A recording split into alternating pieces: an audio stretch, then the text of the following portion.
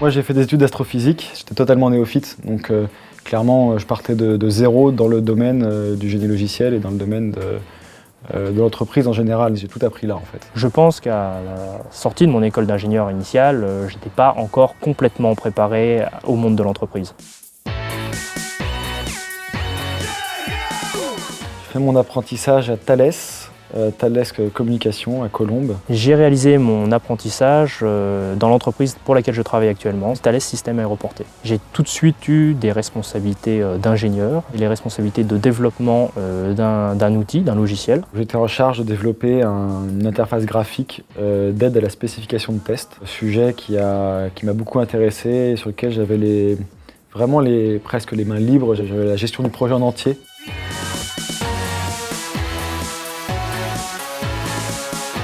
À l'issue de mon apprentissage, on m'a proposé un emploi dans le service où je travaillais, ce qui était une vraie opportunité. J'ai par contre refusé cette proposition parce que j'ai préféré créer ma propre société. Ça fait maintenant 4 ans que je travaille chez Thales. Je suis développeur et concepteur de logiciels et ces logiciels permettent de simuler le comportement de systèmes électroniques qui sont embarqués sur des avions de chasse, des bateaux ou des hélicoptères.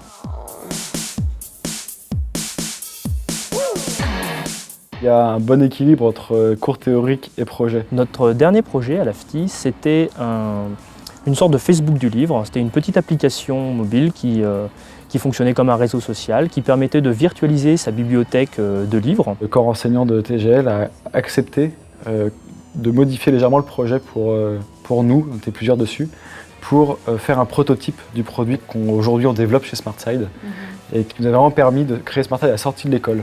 En fait, parce qu'on a pu valider le proof concept du produit à l'école pendant cette période-là. De ce point de vue-là, ils ont été très aidants et très compréhensifs, ce qui a été un réel plus.